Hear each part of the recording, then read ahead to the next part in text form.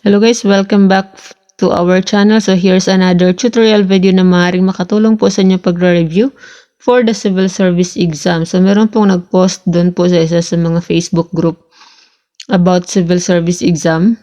So find 4 consecutive even integers such that the sum of the second and the fourth is 76. So binigay niya po yung answer 34, 36, 38, 40. Tapos sabi niya po pa-explain po step by step. Thank you po.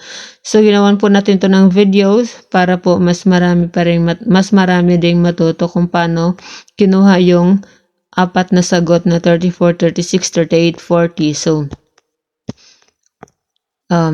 again, find 4 consecutive even integers such that the sum of the second and the fourth is 76. So first of all, kapag nagsosolve ng problem, what is being asked po muna tayo. So what is being asked? So yung hinahanap po dito ay 4 consecutive even integers. So anong ibig sabihin ng consecutive? Consecutive, ibig sabihin magkakasunod. Pero, merong sinabi na even. I hope na alam niyo po kung ano yung ibig sabihin ng even.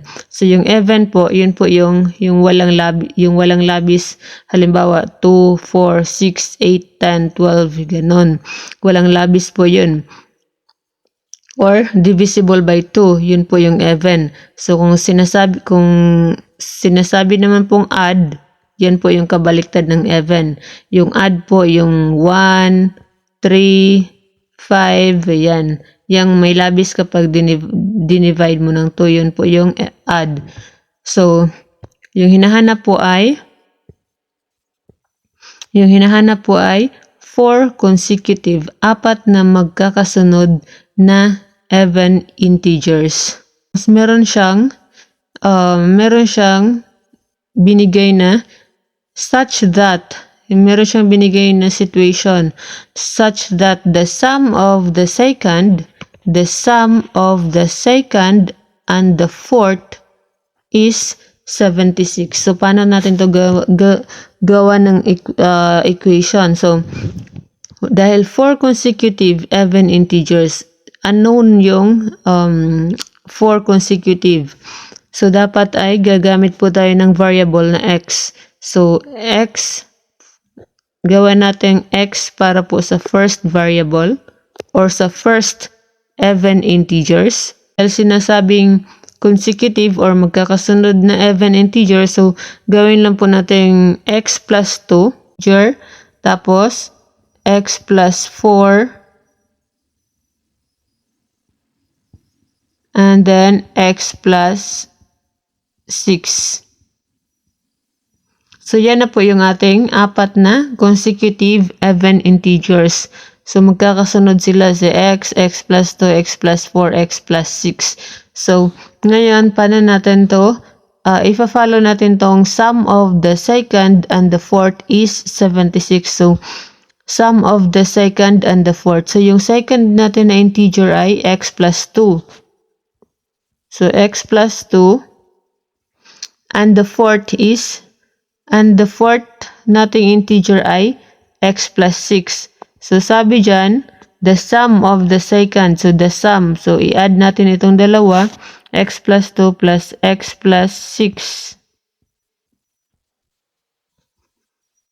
So, the sum is 76 according to the problem.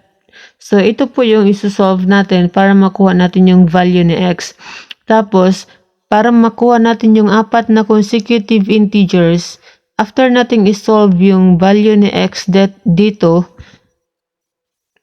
ay i-substitute natin dito sa 4 na consecutive even integers para makuha natin yung value ng 4 na consecutive even integers. X plus 2 plus x plus 6. So, i-add natin yung x plus x. 2x.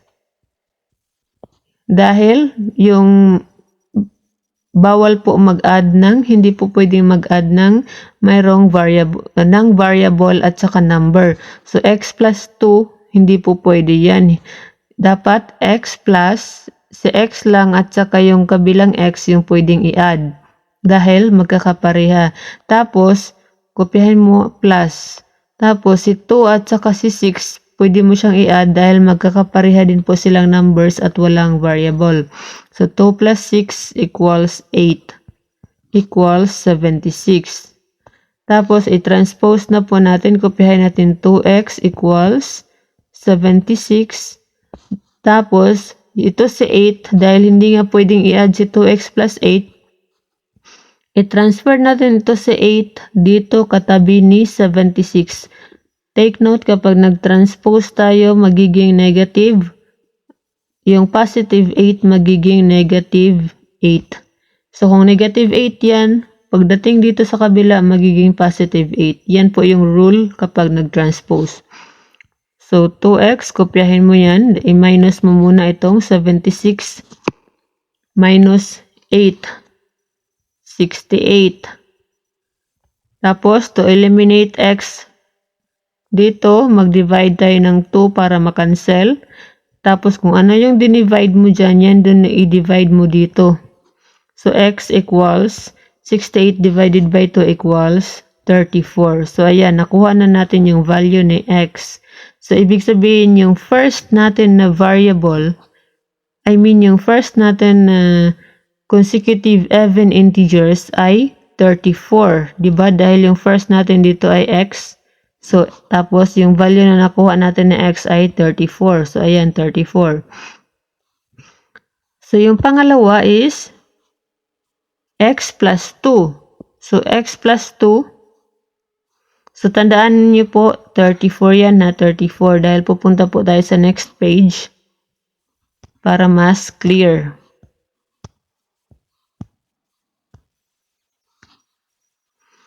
So, ayan, isulat natin ulit.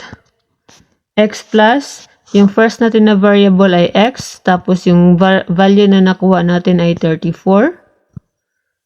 So, next natin na variable, di ba, x plus 2 yun. Tapos, yung pangalawa ay x plus 4.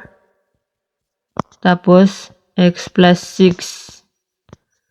So, ngayon, is-substitute natin yung value ni x. So, dahil yung value ni x ay 34. So, bali, itong x dito, palitan natin ng 34. So, 34 plus 2 equals 36 yung value ng ating second variable.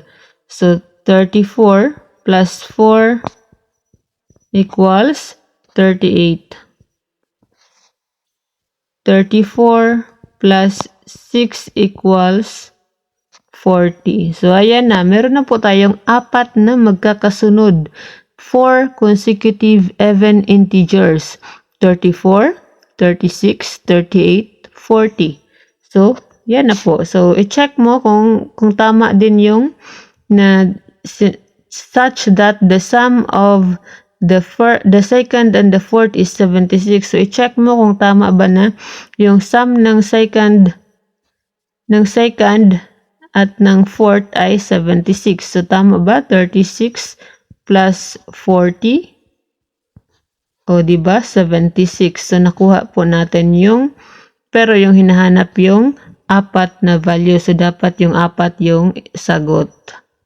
So, I hope na meron po kayo naintindihan sa ating video tutorial, and please don't forget to click subscribe and follow on our Facebook page kung nasa Facebook po kayo nanonood nito. Thank you and good luck po sa pagre-review.